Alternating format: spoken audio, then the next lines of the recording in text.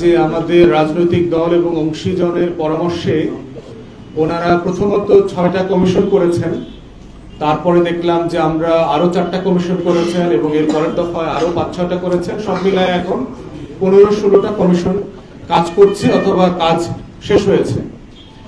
তো 4টা কমিশনের রিপোর্টের ভিতরে 2টা কমিশনের প্রতিবেদন আপনার পাবলিক করা হয়েছে এবং বাংলাদেশের ইতিহাসে এই ধরনের ঘটনা আসলে খুব কম ঘটেছে যে রাষ্ট্র অথবা সরকার যখন কোনো কমিশন করে তাদের প্রতিবেদন, লিখিত সুপারিশ মালা সেগুলো পরিষ্কার আকারে জনগণের কাছে তুলে ধরা হয় এবং সেগুলো নিয়ে আলাপ তর্ক বিতর্ক হয়। ইতিমধ্যে এইটা নিয়ে আমাদের টকশোগুলোতে বিভিন্ন আলাপ তর্ক হয়েছে। আনুষ্ঠানিকভাবে 2টা কমিশন যেই প্রস্তাব দিয়েছে সেটা নিয়ে আমাদের আজকের এই ব্রিফিং, আমাদের প্রতিক্রিয়া জানানো যে আসলে এবি পার্টির পক্ষ থেকে নির্বাচন সংস্কার এবং সংবিধান সংস্কার কমিশনে আমরা কি প্রস্তাবনা দিয়েছিলাম এবং কমিশনের পক্ষ থেকে যে প্রস্তাবনা দেওয়া হয়েছে তার সাথে মিল অমিলের জায়গা কতটুকু প্রাসঙ্গিক এবং আমরা বোধ করছি কতটুকু যৌক্তিকভাবে প্রয়োগ করা সম্ভব এবং কতটুকু নিয়ে আরো বেশি তর্ক আলাপ তুলতে হবে। তো এই বিষয়ে আমাদের আজকের মূল ব্রিফিং বক্তব্য প্রেজেন্ট করবার জন্য অনুরোধ করছি এবি পার্টির যুগ্ম সাধারণ সম্পাদক ব্যারিস্টার সানি আব্দুল হক, যিনি ইতিমধ্যে এই বিষয়গুলো নিয়ে কমিশনের সাথে কথা বলেছেন এবং লিড দিয়েছেন, কমিশনের প্রস্তাবনা জমা দিয়েছেন। আরেকটা হচ্ছে যে সংসদীয় নির্বাচনে প্রতিদ্বন্দ্বিতা করার ন্যূনতম বয়স কমিয়ে 21 বছর করা হয়েছে। আপনারা নিশ্চয়ই জানেন যে বর্তমানে জাতীয় সংসদ নির্বাচনে একজন প্রার্থীর ন্যূনতম বয়স হতে হয় 25 বছর। তো সেটাকে কমিয়ে সংস্কার কমিশন প্রস্তাব দিয়েছেন 21 বছরে করার জন্য। আর দেশীয় আইনে একজন মানুষ প্রাপ্তবয়স্ক হন বা ভোটাধিকারের অধিকার প্রয়োগ করতে পারেন 18 বছর বয়সে, তিনি এই অধিকার প্রয়োগ করতে পারেন। তো 21 বছর বয়স এটা আসলে কিসের ভিত্তিতে করেছে এটা তো আমাদের জানা নেই, তবে আমরা বয়সের চেয়ে আমরা কোয়ালিটির দিকে মূল ফোকাস রাখতে চাই। তা আমাদের একটা আসলে সিস্টেম, একটা ক্রাইটেরিয়া ডেভেলপ করা দরকার যে শুধু বয়স হলেই যে এই বয়সের মানুষেরা যে ম্যাচিউর হবে বা তারাই শুধু যোগ্য হবে, আমরা বয়সের চেয়ে আমরা একটা সিস্টেম ডেভেলপ করার পক্ষে যে মানুষের পড়ালেখা, এক্সপেরিয়েন্স, দেশ, রাষ্ট্র, সমাজ ব্যবস্থা বোঝা, এই ক্রাইটেরিয়াগুলো কার মধ্যে আছে এরকম একটা ক্রাইটেরিয়া সেট করার পক্ষে আমরা। সম্মানিত সাধারণ সম্পাদক মহোদয় যেভাবে বললেন আর কি, আমরা যে সংস্কার কমিশনে আমরা আমাদের প্রস্তাবনা, দলের প্রস্তাবনা আমরা জমা দিয়েছি এবং এরই পরিক্রমায় বিভিন্ন রাজনৈতিক দল এবং অংশীজনের মতামত গ্রহণ করে সংস্কার কমিশন যেগুলো সুপারিশনামা পেশ করেছেন সেখান থেকে কিছু জিনিস আমাদের যেমনটা বলছিলেন যে মিল অমিলের জায়গা কয়েকটা তুলে ধরব। প্রথমে হচ্ছে সংবিধানে যে সমস্ত জায়গায় প্রজাতন্ত্র, যেটা ইংরেজিতে রিপাবলিক অফ বাংলাদেশ, এই রিপাবলিক, পিপলস রিপাবলিক, এটা প্রজাতন্ত্র যে শব্দ নিয়ে আমাদের একটা প্রস্তাবনা ছিল যে আসলে প্রজা থাকলে তো রাজা থাকার প্রশ্ন আসে। আমরা তো রাজপ্রথা বা জমিদারি প্রথা তো বিলুপ্ত করেছি অনেক আগেই। তাহলে এই বাংলা যে অর্থ যেটা পিপলস রিপাবলিক, এই জায়গাটাকে প্রজাতন্ত্র না লিখে এটা জনগণতন্ত্র বা জনগণতন্ত্রে লেখা যায় কিনা। তো এই জায়গায় আমরা সংবিধান সংস্কার কমিশনের প্রস্তাবনাকে সাধুবাদ জানাই। তারা বলেছেন যে সমস্ত জায়গায় সংবিধানে প্রজাতন্ত্র লেখা থাকবে তার স্থলে নাগরিকতন্ত্র এবং বাংলাদেশের পুরো নামটা হবে জনগণতন্ত্রী বাংলাদেশ। কিন্তু ইংরেজি যে নামটা republic or people's republic of Bangladesh, এই শব্দগুলো থাকবে, এটাকে আমরা সাধুবাদ জানাই। এটা আমাদের প্রস্তাবনার জায়গা থেকে এটা মিলের জায়গা। এরপরে নাগরিকতন্ত্রের রাষ্ট্রভাষা হবে বাংলা এবং বাংলাদেশে যেসব নৃতাত্ত্বিক জনগোষ্ঠী আছেন যারা তাদের নিজস্ব ভাষা, তাদের স্বকীয়তা বজায় রাখার জন্য তার মূলনীতি ছিল, তার মধ্যে একটি রাখা হয়েছে, সেটা হচ্ছে গণতন্ত্র। বাকি 3টিকে বাদ দেওয়ার প্রস্তাবনা দেওয়া হয়েছে এবং বহুত্ববাদ এটি একটি নতুন মূলনীতি আকারে এখানে অন্তর্ভুক্ত করা হয়েছে। তো আমাদের সাথে এই অংশগুলো মিল আছে যে সাম্য, মানবিক মর্যাদা এবং সামাজিক সুবিচার। তো এই জায়গাটার আমাদের প্রস্তাবনা প্রতিফলিত হয়েছে। আরেকটি হচ্ছে আমাদের আইনসভার ধরন আসলে কেমন হবে। দ্বিকক্ষ বিশিষ্ট হবে না এক কক্ষ বিশিষ্ট হবে। বর্তমানে যে অবস্থা আছে এখানে এক কক্ষ বিশিষ্ট আইনসভা আছে। আমরা এই ইউনিক্যামেরাল পার্লামেন্ট সিস্টেম, যেটা এক কক্ষ বিশিষ্ট আইনসভা, এটাকেই জারি রাখার জন্য প্রস্তাব করেছিলাম। তবে আমরা যেটা বলেছিলাম যে সংরক্ষিত যে আসন আছে 50টি নারীদের জন্য, সেই আসনটাকে 100-তে উন্নীত করা, তবে সেটা নারীদের জন্য একচ্ছত্রভাবে এই তাদের জন্যই শুধু রিজার্ভ রাখা এরকম না। আমরা বলেছিলাম যে আপনার যে সমানুপাতিক হারে, যে আনুপাতিক হার, যেটা পিআর সিস্টেম, যে প্রপোর্শনাল রিপ্রেজেন্টেশন সিস্টেম, এই অনুসারে 300 সিট তো থাকবেই যারা সরাসরি ভোটে নির্বাচিত হবেন। এর অধিকন্তু আরও 100টা সিট যেগুলো প্রপোর্শনাল রিপ্রেজেন্টেশন আকারে যেন যোগ করা হয়।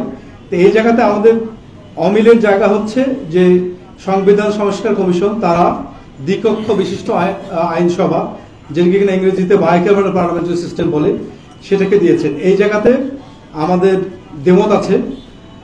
আমরা মনে করি যে পাশ্চাত্যের যেসব দেশে দ্বিকক্ষ বিশিষ্ট আইনসভা আছে সেগুলোতে অন্যতম একটা জটিলতা হচ্ছে যে যে হাউস অফ কমন্স, যেটা সরাসরি ভোটের মাধ্যমে নির্বাচিত হন প্রতিনিধিরা, সেখানে যদি কোনো একটা বিল যাত্রা শুরু করে এখানে ইভেন্চুয়ালি উচ্চ কক্ষে যায়, আবার নিম্ন কক্ষে আসে, এখানে একটা পিং পং খেলার মতো, এই কক্ষ ওখানে পাঠায়, ওই কক্ষ আবার ফেরত দেয়। তো এটার আসলে এন্ডিং কোথায়, এরকম একটা জটিলতা দেখা দেয়। তা আমাদের যে কালচারালি আমাদের যে একমত না হওয়ার যে কালচার, আমরা যে কালচারের মধ্যে বাস করছি, এই জায়গায় আমাদের দেশীয় ব্যবস্থায় এটি কতখানি ফলপ্রসূ হবে বলে আমাদের দ্বিধা আছে। তো এই জায়গায় আমরা এক কক্ষ বিশিষ্ট আইনসভাটাকে বজায় রেখে আনুপাতিক হারে আরো 100টা সিট যেন থাকে, এটা প্রস্তাবনা করেছিলাম। আমরা সেই জায়গাতেই আছি। তবে আমাদের আরেকটি কথা হচ্ছে যে 100টা সিট শুধু মহিলাদের জন্য রাখা হয়েছে, কিন্তু যেগুলো ওপেন ডাইরেক্টলি ভোট হবে যেগুলোতে, এগুলো তো মহিলারা পার্টিসিপেট করতে পারেনি। তাহলে আলাদা করে আরো 100 সিট তাদের জন্য বরাদ্দ রাখা, এটা যদি কেউ বৈষম্য বলেন তাহলেও বোধহয় অত্যুক্তি হবে না। তাহলে এই জায়গাটার একটা মীমাংসা বা এই জায়গায় একটা ঐক্যমত্যে আসা দরকার। তা আমরা মনে করি না যে 100টা সিট শুধুমাত্র মহিলাদের জন্য আলাদা করে রিজার্ভ রাখা এটার প্রয়োজন আছে বলে আমরা মনে করছি না।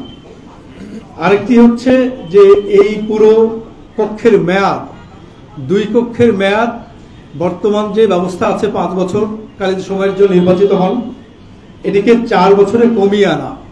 তো 4 বছরে কমিয়ে আনার প্রয়োজন আছে বলে আমরা মনে করছি না। কারণ 4 বছরে কমিয়ে আনলে আরেকটা নির্বাচনের প্রয়োজন দেখা দেবে 1 বছর আগেই। তা আমাদের যে অর্থনৈতিক অবস্থা, এখানে প্রতি 4 বছর পরে নির্বাচন করার মতো অর্থনৈতিক সামর্থ্য আছে কিনা এটা আমাদের ভেবে দেখা দরকার।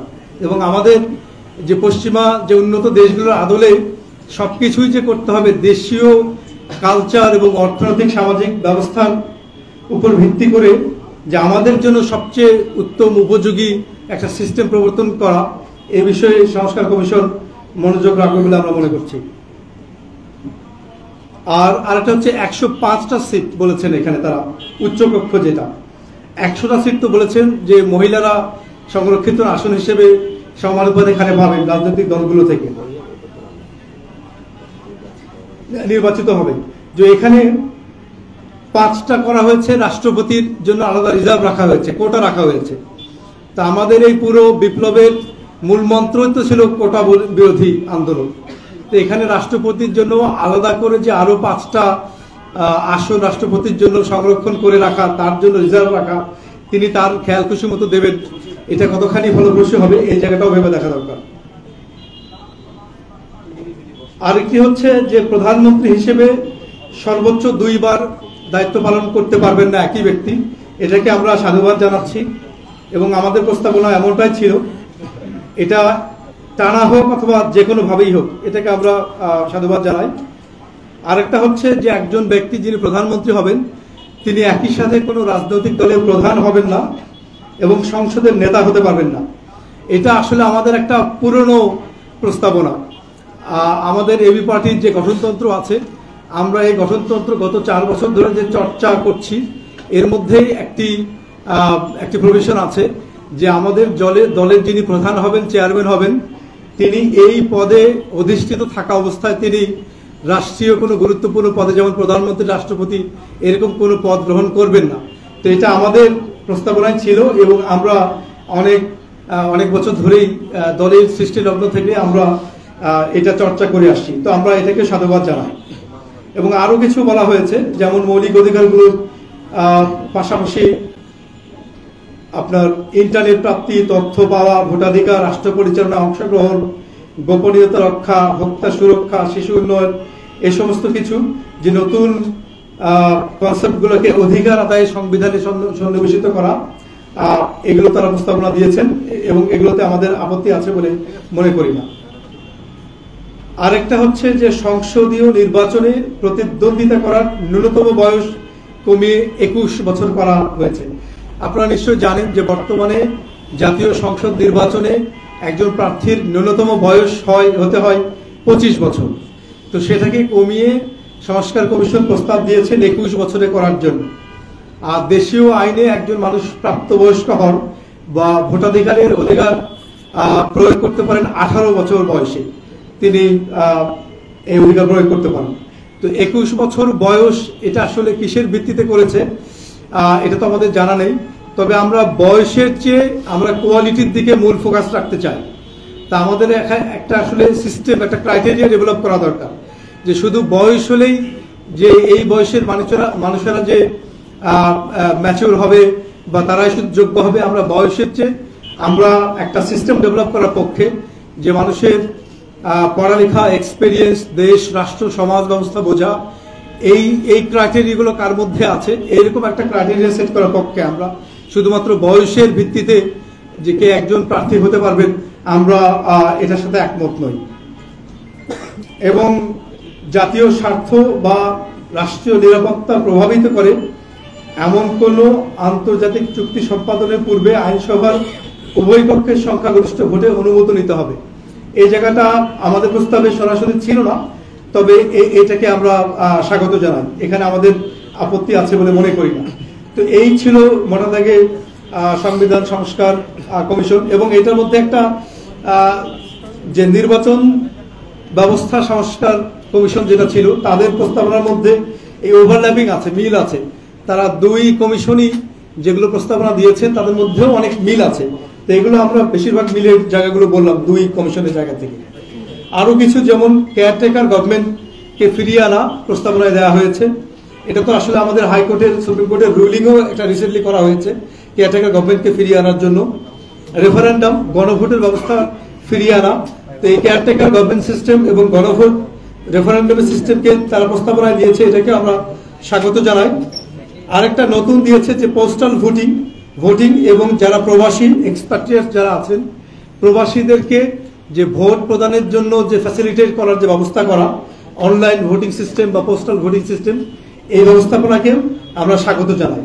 তো আমরা যেটা মনে করছি যে প্রস্তাবগুলো এসছে, বেশিরভাগ আমরা যে প্রস্তাবগুলো দিয়েছিলাম সেগুলোর সাথে বেশিরভাগই প্রতিফলন ঘটেছে এই প্রস্তাবনায়। যেগুলো অমিলের জায়গা আছে এগুলো আমরা আরো বিস্তর আলাপ আলোচনা করব।